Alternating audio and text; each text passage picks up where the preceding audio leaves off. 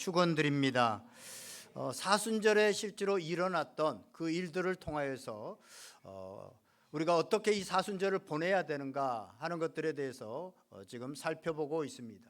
지난주에는 나사로의 삶을 통해서 나사로 때문에 많은 사람들이 예수님을 믿게 되었더라라고 하는 말씀을 통해서 우리 때문에, 나 때문에 우리 주변에 있는 많은 사람들이 예수님을 알게 되고 예수님을 믿게 되기를 소망하자라는 말씀을 드렸고, 더불어서 예수님께서 예루살렘으로 들어올 때 많은 사람들이 종려나무를 흔들면서 경배 찬양을 한 것처럼 우리도 열정적인 예배자가 되자, 그 예배자로 살아가자라고 하는 말씀을 드렸습니다. 오늘도 본문이 이어지는데요, 예수님께서 이제 예루살렘에 들어오십니다. 사실 예루살렘에 들어오시는 것은 마지막 유월절에 예수님이 십자가를 지시기 위해서 이제 일주일 후면 예수님께서 십자가를 지시게 되어지는데, 십자가를 지시러 들어오는데 오늘 본문에 보면 왕으로 들어오신다, 이스라엘의 왕이여 라고 환영하고 있고, 너의 왕이 나귀 새끼를 타고 오신다라고 성경은 기록하고 있습니다. 분명히 성경은 우리가 예수님이 지금 십자가에 달려 돌아가시기 위해서 마지막 유월절에 예루살렘으로 들어오시는데 왕으로 오신다라고 말씀하고 있습니다. 그래서 오늘 예루살렘에 왕으로 오시는 그 예수님은 어떤 왕으로 오시는가, 예수님이 어떤 왕으로 오시는가라는 것을 살펴보므로 함께 은혜를 나누고자 합니다. 첫 번째, 예수님이 어떤 왕으로 오시는가? 예수님은 우리의 뜻이 아닌 하나님의 뜻을 이루시는 왕으로 오신다라고 하는 사실입니다. 지금 오늘 본문에 보면 명절에 온 무리가 예수님께로 나오고 예루살렘으로 나오게 되어지는데, 예수님께서 예루살렘으로 들어가니까 수많은 사람들이 이 유월절에 예수님께 나와 환영을 하고 있습니다. 우리 12절 13절 말씀 다시 한번 읽어볼까요? 다시 읽습니다. 시작. 그 이튿날에는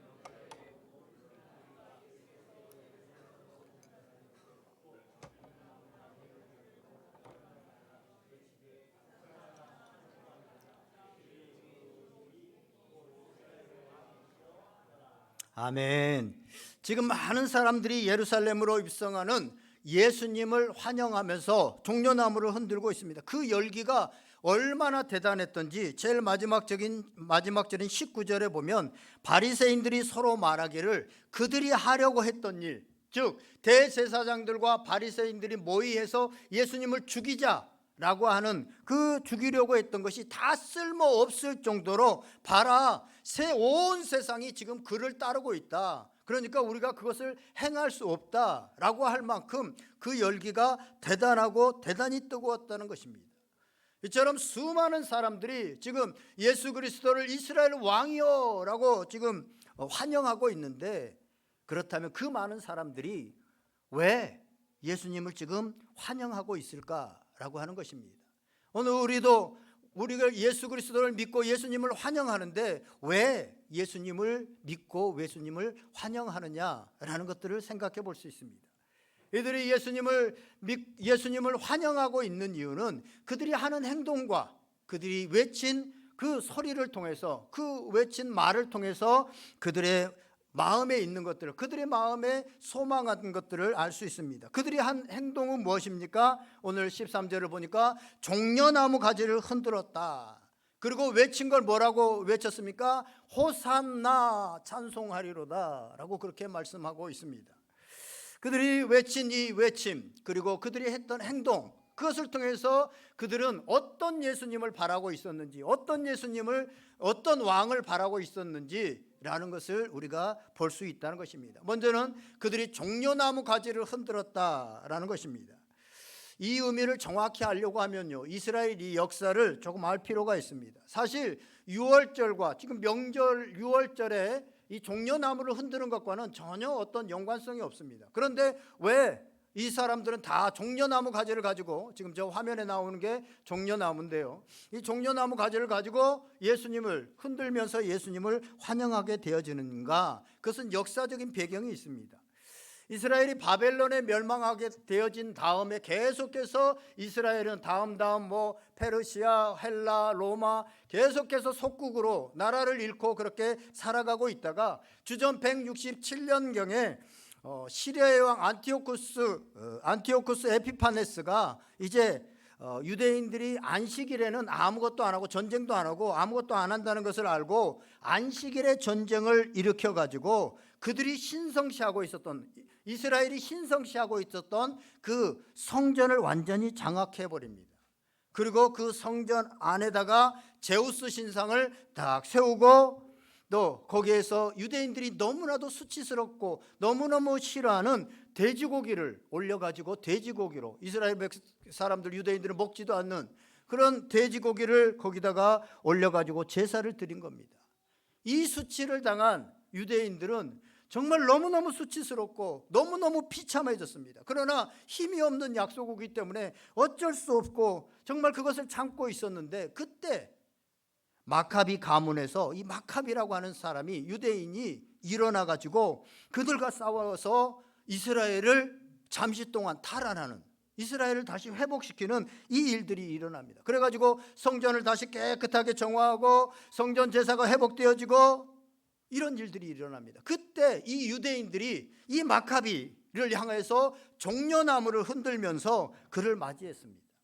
그래서 지금 이 종려나무를 가지를 가지고 흔든다는 것은 그들은 예수님에게 이 성전을 탈환해 주시고 우리에게 독립을 시켜주시는 그런 영웅으로 우리가 당신을 환영합니다, 당신을 존경합니다, 그런 영웅이 되어 주십시오 라고 하는 의미로 지금 이 종려나무 가지를 흔들고 있었던 것입니다.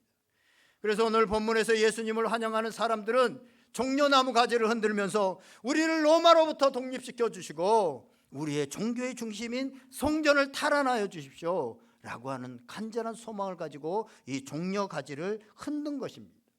그리고 종려 가지를 흔들면서 그들은 뭐라고 했습니까? 호산나 찬송하리로다 라고 소리를 지르면서 열렬하게 예수님을 환영하고 있습니다. 이 호산나라고 하는 말은 뭡니까? 호산나, 지금 구원하여 주시옵소서, 지금 우리를 구원하소서라고 하는 말입니다.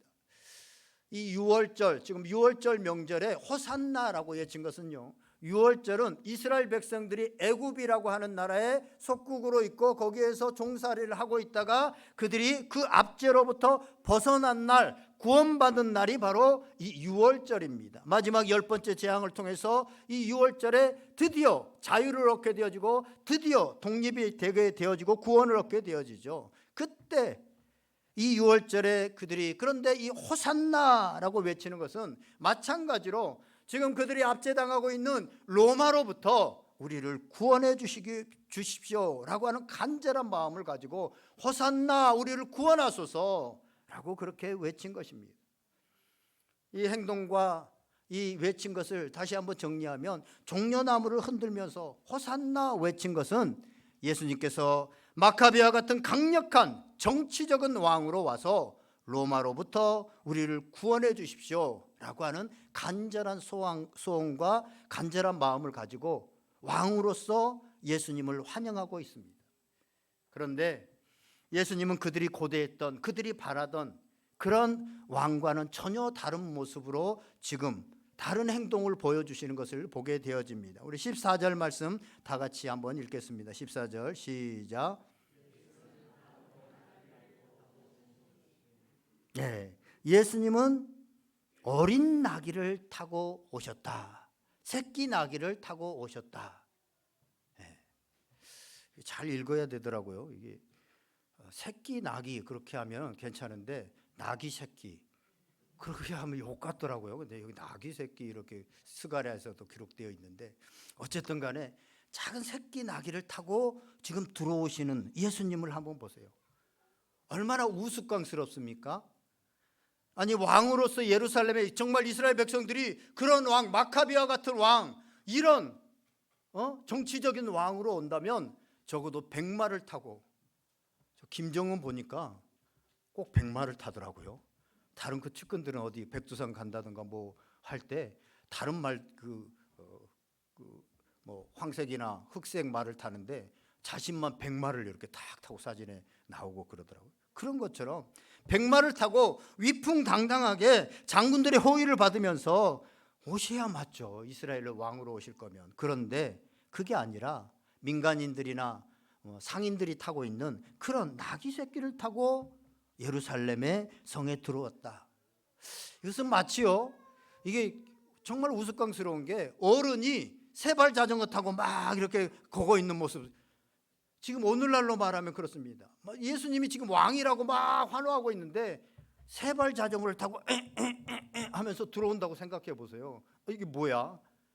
왜 이런 우스꽝스러운 모습을 하면서 예수님은 예루살렘으로 성으로 들어오시냐는 거예요. 많은 사람들이 그렇게 자기를 환영하고 인기가 지금 절정에 올랐으면 최소한 뭐 말이 없어서 나귀를 탄다고 한다면 사실은 그 나귀도 예수님께서 쓰시겠다라고 해서 그냥 충분히 이렇게 쓸 수 있었으면 다른 말도 충분히 본인이 가지고 있지 않아도 불러서 쓰실 수 있었습니다. 그럼에도 불구하고 저런 어린 나귀를 타고 이렇게 들어오신 그 의미가 뭐냐는 것입니다.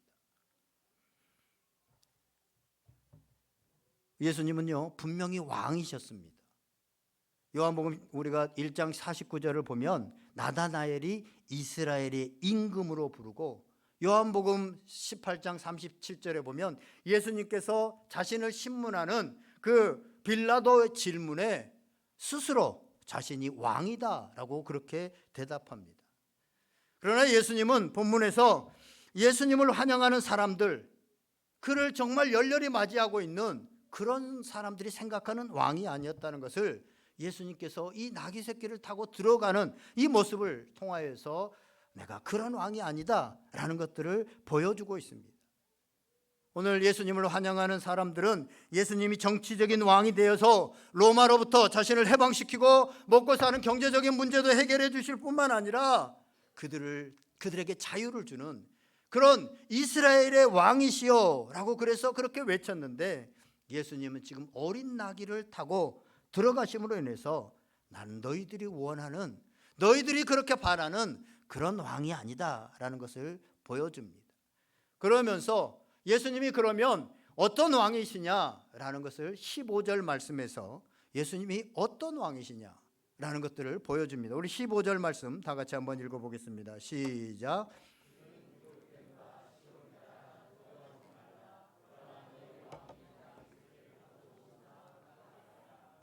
아멘. 여기에 기록된 바라고 하는 게 각주가 달려있죠. 스가랴서 9장 9절의 말씀, 구약의 스가랴 선지자를 통해서 이미 말씀하신 그 말씀을 말하고 있습니다. 스가랴서 9장 9절을 읽어보면요, 시온에 따라 크게 기뻐할지어다, 예루살렘 따라 즐거이 부를지어다.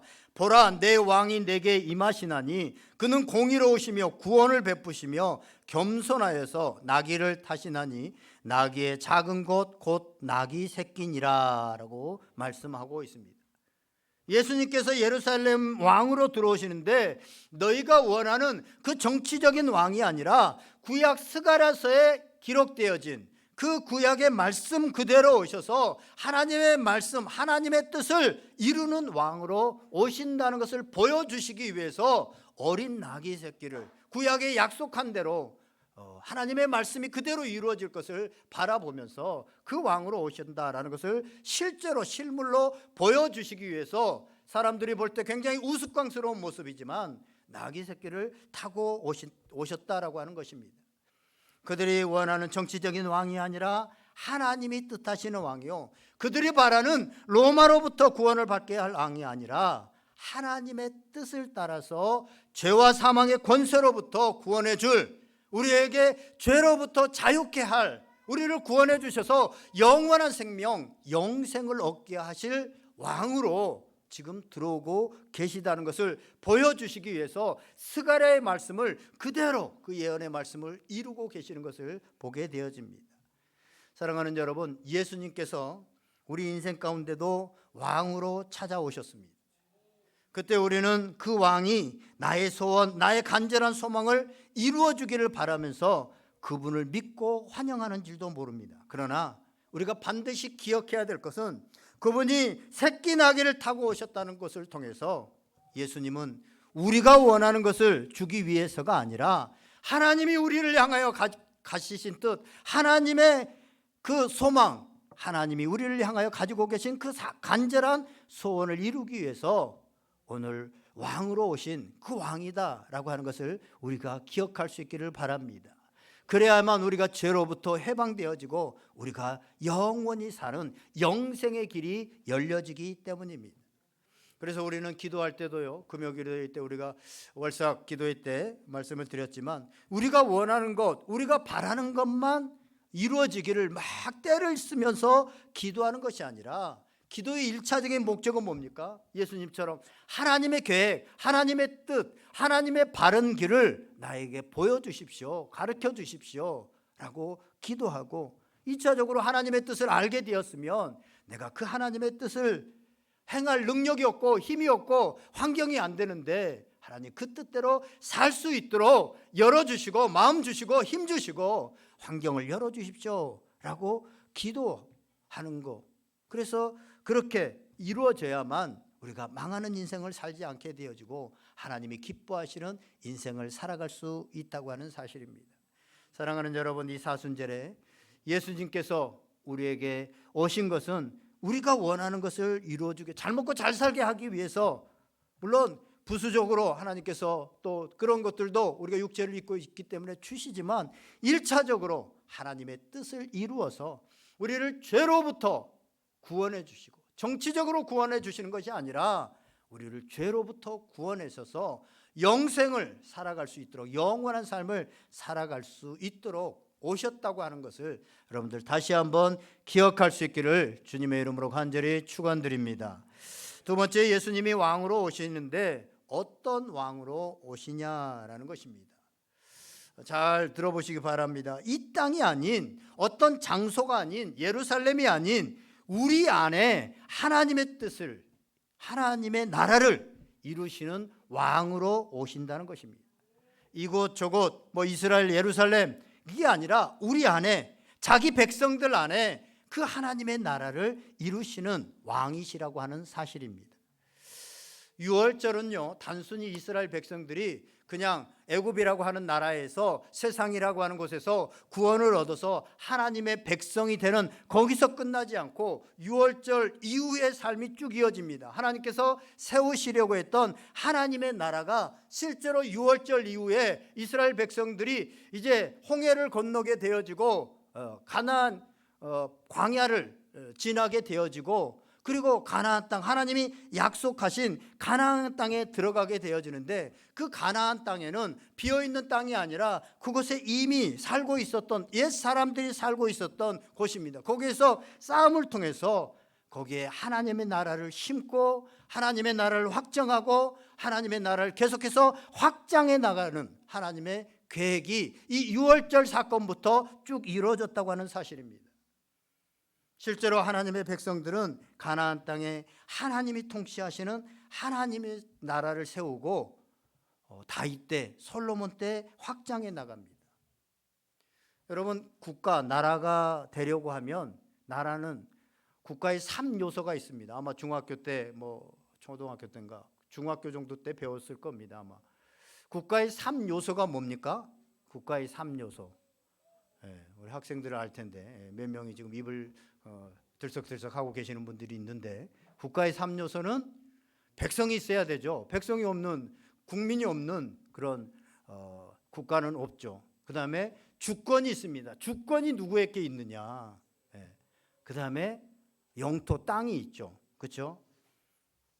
하나님께서는요, 유월절을 통해서, 원래 하나님의 백성이 다 세상과 섞여 있었는데 유월절을 통해서 이제 하나님의 말씀을 듣고 어린 양의 피를 바른 그 사람들을 구원해 내 가지고 하나님의 백성을 드러내셨습니다. 그 이후에 시내산에서 율법을 주셔 가지고 너희들은 이렇게 이 법 아래서 살아야 된다라고 하나님께서 통치권, 주권을 드러내셨습니다. 그리고 하나님의 나라에서 그 주권을 드러내셨는데, 여러분, 대한민국은 주권이 누구에게 있습니까? 국민에게 있습니다.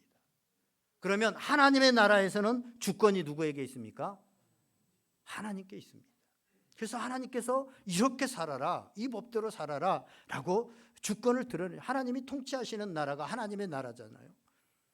그리고 하나님께서 약속하신 가나안 땅, 그래서 하나님의 나라도 천국도 나라잖아요. 그러면 거기에 백성이 있고 거기에 통치권이 있고 거기에 동일하게 땅이 있다는 거예요.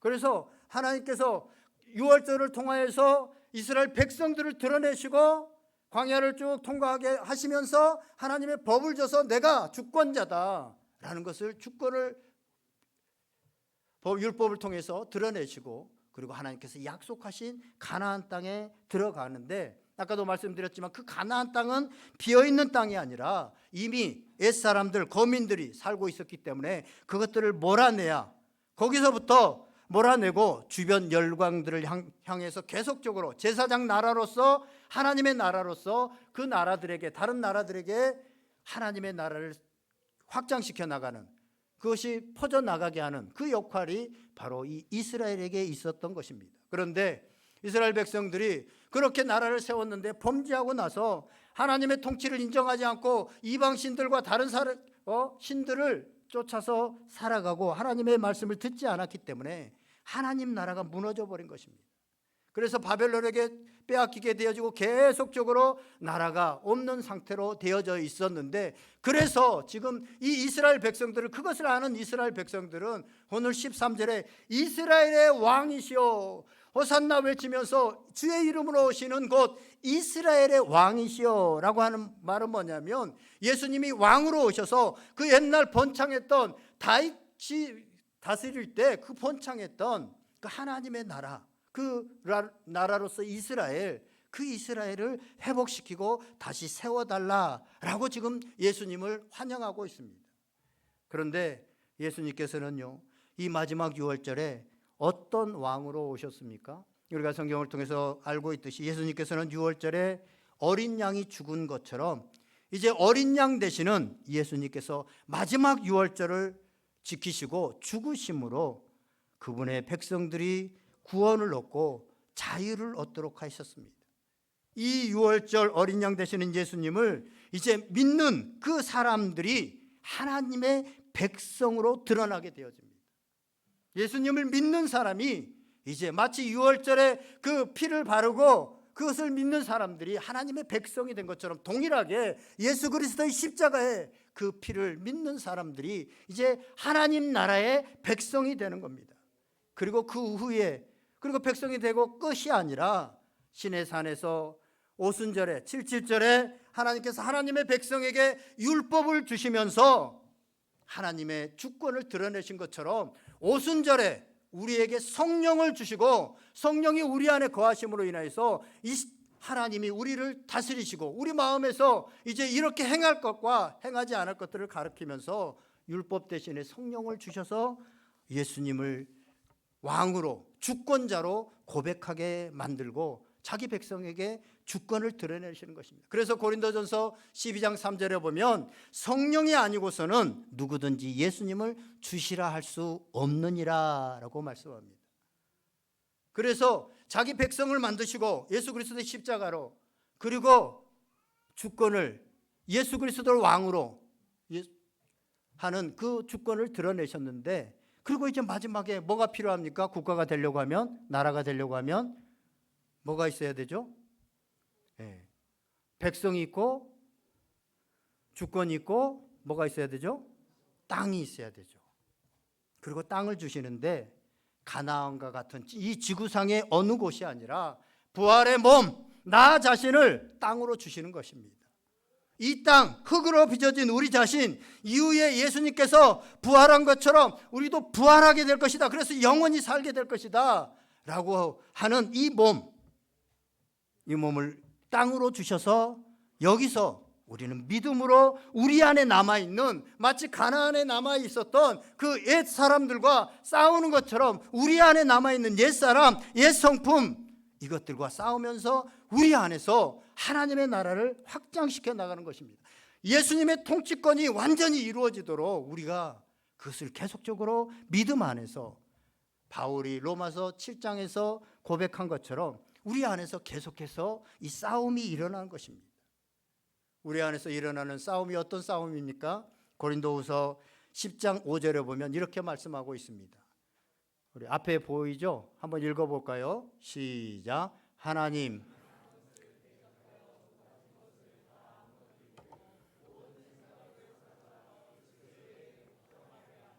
아멘. 그래서 이제 우리 안에서는 어떤 싸움이 일어나냐면 하나님을 대적해 높아졌던 옛사람 이것과 모든 생각을 사로잡아서 예수 그리스도에게 복종하는 우리의 주권자가 되어주시는 그 하나님께 복종하는 이 일들이 계속해서 우리 안에서 일어난다는 것입니다. 그래서 전 존재를, 우리의 모든 존재를 하나님의 백성이 되게 하고 불의의 병기였던 우리 몸도 하나님이 사용하시는 의의 병기로 되게 하시는 이 일들을 하신다는 것입니다. 그리고 그렇게 하나님의 나라가 임한 우리는 우리의 입으로 이제 그 하나님의 나라 복음을 전파해서 또다시 누군가에게 하나님 나라로 인도해서 그 사람 안에도 하나님의 나라를 심고 확장해 내는 것입니다. 이처럼 이제 6월절에 예루살렘의 왕으로 입성하시는 예수님은 이 땅이 아닌 우리 안에 믿는 사람들 공동체 안에 하나님의 나라를 세우시는 왕이 되셨다, 왕으로 오셨다라고 하는 사실입니다. 이것을 예수님께서 누가복음 17장 20절 하반절에서부터 21절에 이렇게 말씀하고 있습니다. 한번 다 같이 읽어보겠습니다. 시작. 하나님의 나라는 볼 수 있게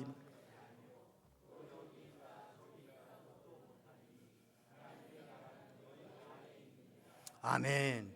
하나님의 나라는 어디에 있습니까? 너희 안에. 우리 안에, 내 안에도 있지만 우리 공동체 안에. 그래서 예수 그리스도의 통치를 받고 예수 그리스도가 왕입니다 라고 하는 그 개인들이 모여서 그것을 고백하는 사람들이 모여서 하나님의 나라를 이루게 되어지고, 그런 사람들이 고백이 개인에게 있어야 그 공동체가, 그 교회가 정말로 그곳에 하나님의 나라, 의와 평강과 희락의 기쁨에 하나님의 나라가 임하게 되어진다는 것입니다. 먼저 우리 안에 이 하나님의 나라, 하나님의 통치, 예수 그리스도의 통치가 이루어지지 않는 사람들이 모여 있으면 그 사람들이 모여봐야 거기에는 교회라고 하는 이름으로 모였을지라도 그것은 하나님의 나라가 되지 못합니다. 그래서 세상과 동일하게 싸우고 정치적인 다툼들이 일어나고 서로 높아지려고 하는 이런 일들이 일어나지만, 우리 개인들이 예수 그리스도를 왕으로 모시고 예수 그리스도를 어떻게 하면 내 삶의 왕으로 모실까, 내 안에서 옛 자아들과 계속해서 믿음으로 싸움, 나는 죽고 예수 그리스도로 살아가는 그 믿음의 고백을 통하여서 내 안에서 영적인 싸움들이 계속 일어나서 내가 예수 그리스도에게 전 존재가 순복할 수 있는, 예수 그리스도에게 순종할 수 있는 이런 사람들, 이런 개인들이 모여서 공동체를 이루게 되어지면 그것은 온전한 하나님, 주님께서 다스리시는 하나님의 나라가 되어진다고 하는 사실입니다. 그래서 고린도전서 3장 16절은 이렇게 말씀합니다. 너희는 너희가 하나님의 성전인 것과 하나님의 성령이 너희 안에 계시는 것을 알지 못하느냐. 이스라엘이 왜 성전이 무너졌는데 마카베를 통해서 회복한 것처럼 우리 자신이 성전인데 이 성전 하나하나가 회복되어져서 예수 그리스도께 온전히 예배할 수 있는 그런 성전이 되어지면, 그런 사람들이 모여지면 그 공동체는 온전한 하나님의 나라, 로마서 14장 17절에 나오는 것처럼 하나님의 나라는 먹고 마시는 것이 아니라 너희 안에 있는 의와 평강과 희락, 의와 평강과 희락에 평안이 있고 기쁨이 있고 하나님의 옳은 것이 있는 그런 공동체로, 그런 교회가 되어진다고 하는 사실입니다. 이제 말씀을 정리하려고 합니다. 6월절에 나귀를 타고 예루살렘에 들어오시는 예수님은 어떤 왕이셨습니까? 그분은 우리의 뜻, 우리의 열망, 세상으로 가득 차 있는 우리가 가진 욕심, 탐욕, 이런 것들을 이루시기 위해서 오신 왕이 아니라 하나님의 뜻, 죄와 사망으로부터 영원히 죽을 수밖에 없었던 우리를 구원하시기 위해서, 호산나라고 하는 것은 정치적으로 구원하는 것이 아니라 죄와 사망으로부터 우리를 구원하시기 위해서 이 땅에 오시고 그 말씀이 그대로 이루어진다는 것을, 하나님의 뜻이 그대로 이루어진다는 것을 보여주시기 위해서 새끼 나귀를 타고 예루살렘의 마지막 유월절에 입성하신 왕이시라고 하는 사실입니다. 그리고 또 하나는 예수님은 그들이 또 다시 이 땅에 예루살렘에 하나님의 나라, 그 이스라엘을 세워주십시오 라고 하는 그런 이 땅에 세워지는 나라가 아니라 우리 안에, 예수님을 믿는 믿음의 사람들 안에 세워지는 나라, 또 우리를 통해서 복음이 전파되어지는 그 사람 안에 하나님의 나라를 세우기 위해서 이 땅의 왕으로 우리에게 오신 분이라고 하는 사실입니다. 그렇습니다. 우리가 예수님을 믿고 영접한 순간 그분은 우리의 왕이 되십니다. 그때부터 우리는 예수님이 왕인, 내가 왕이 아니라 정치적으로 내 것을 이루는 것이 아니라 주님의 나라의 백성으로 살아가면서 왕이신 주님의 통치를 받는 겁니다. 우리 옛사람이 우리 안에 남아서 그 통치를 온전히 받지 못하도록 계속적으로 방해하기 때문에 우리가 성령을 의지하고 믿음으로, 내가 예수님이 십자가에 죽으셨을 때 나도 죽었습니다, 우리가 계속적으로 고백하게 되어지면, 그 믿음을 믿게 되어지면 우리 안에서 계속적으로 예수님이 통치하시는 그런 사람이 되어집니다. 그래서 우리 안에 하나님의 나라가 이루어지게 되어지고, 이 하나님의 나라가 이루어진 사람들을 입술을 통하여서, 그들의 삶을 통하여서 주변 사람들에게 계속해서 그 하나님의 나라를 전파하는 것입니다. 마치 다윗을 통해서 그 주변 나라들에게 하나님의 나라가 이런 나라다 계속해서 전파하고 확장시켰던 것처럼, 우리의 옛사람을 몰아낸 사람들, 진짜 전도는 그래서 그런 사람들이 할 수 있습니다. 교회로 어떻게 하다가 밥 한번 사주고 사람을 인도할 수는 있습니다. 그러나 진짜 그 사람을 믿게 하는 것은 내 안에 예수님이 통치하시고 예수님이 정말 통치자로, 왕으로 와 있는 사람, 이 사람이 말이나 행동이나 이런 것을 통하여서 실제로 그 나라를 전파할 수 있고 그 나라가 있음을 보여줄 수 있다고 하는 사실입니다. 그래서 우리는요, 오늘 다윗이 전쟁을 통해서 주변 나라에 하나님의 나라를 확장시켰던 것처럼 우리도 우리 전 존재를 예수님의 통치를 받는 하나님의 나라, 천국으로 만들고 우리 안에, 그리고 누군가에게 그 나라를 전해서 그를 하나님 나라의 백성이 되게 하는 것, 이것이 바로 하나님 나라 백성의 사명이다. 이스라엘 나라가 주변 나라들에게 하나님의 나라를 전파하고 하나님이 살아계시고 하나님이 통치하신다고 하는 것을 보여주어야 됐던 것처럼 우리가 먼저 하나님의 나라가 되어져서 주변 사람들에게 전파해야 되는 것, 이것이 바로 하나님의 백성의 사명이라고 하는 사실입니다. 사랑하시는 여러분, 이 사순절에 주님의 통치를 받아서 우리의 옛사람을 죽이고 우리 자신을 온전한 하나님의 나라가 되게 하며 그 나라를 확장시키는 사명을 감당하는 복된 성도들 다 되어질 수 있기를 주님의 이름으로 간절히 축원드립니다. 다 같이 한번 기도하겠습니다. 오늘 말씀 생각하면서